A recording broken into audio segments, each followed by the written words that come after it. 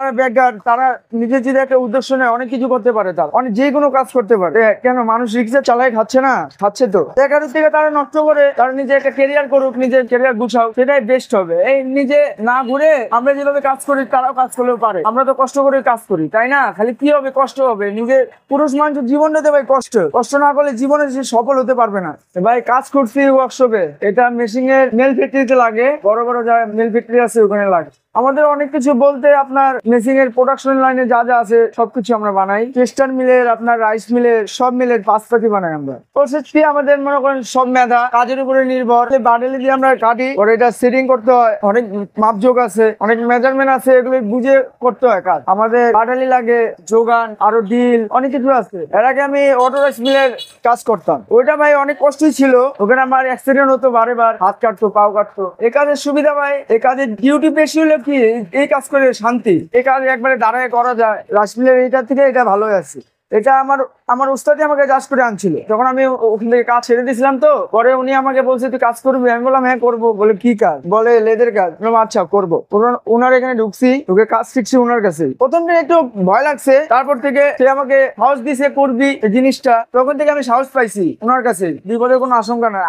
আছে আবার কমও আছে। এটা সতর্ক হয়ে কাজ করতে হয়, যে কোনো কাজ সতর্ক হয়ে করতে হয়। বিপদ হলে আপনার মেশিন এ ঘুরে নিবে, আপনাকে মাথা ফেটে যেতে পারে। এই কাজ অতটা রিস্ক না যতটা রিস্ক আমরা মনে করি। কাজ সুবিধায় এটা মনে করেন এই যে এই জায়গায় পেঁচে আনে, তাকে ঘুরে আনে রড দিয়ে লম্বা রড থাকলে এই জায়গা থেকে ঘুরে নিবে, বা উপর থেকে কিছু পড়লে মাথা ফাটে। প্রতিদিনের গল্প ভাই বলতে, যে কাজ দিবে সে কাজ নিজের ব্রেন অনুযায়ী করি, যেটা পারবো না সেটাও করি, সাহস করি, উদ্দেশ্য একটা করি, সেটাই। নিজের উস্তাদ বলে কোনো কিছু ভয় পাবি, এই জন্য কোনো কিছু ভয় পাই না। আয় হয় ভাই বেশ ভালোই চলে। আমার বাবা নেই, ফ্যামিলির দায়িত্ব আমি নিছি। ধরতে গেলে আমার মাও নেই। আমার মা আরেকটা বিবাহ করছে, তো তখন থেকে আমার চাচু এই কাজে লাগাই দিছে। আমি এই কাজে বলে নিজে একটা ভবিষ্যৎ কিছু, নিজের একটা কেরিয়ার কর। চিন্তা করলাম আমি না ঘুরে নিজে একটা শ্রম দিই বা কোনো জায়গায় কাজ কাম করি। এখনকার ছেলেপেলে তো সব নষ্ট হয়ে যায়। একটু চিন্তা করলাম নিজের একটা উদ্দেশ্য, কাজ করি, পরে দোকানে চাকরি করি, দেখি নিজের জীবনে কিছু করতে পারি না। চিন্তা করি আল্লাহর রহমতে এখন ভালোই আছি। পরে দোকানে চাকরি করি, কোনো সঙ্গ নাই, কেউ নাই।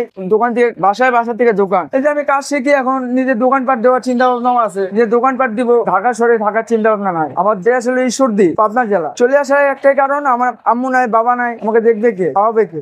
আমার আব্বু মারা গেছে 2020-এ, 5 বছর হয়ে গেছে। আমার বয়স তখন ছিল 14। আমি তখন ভাবতে পারতেছিলাম না কি করব ভবিষ্যতের তাগিদে, এই জন্য ঢাকায় আসি। দেখি কোনো একটা কিছু মিলে নাই। ওই চিন্তা করলাম হ্যাঁ অনেক কিছু দেখি আমি ঢাকা সরাইছা, অনেক কাম কাজে তালাশ করছি, দেখি হয় না।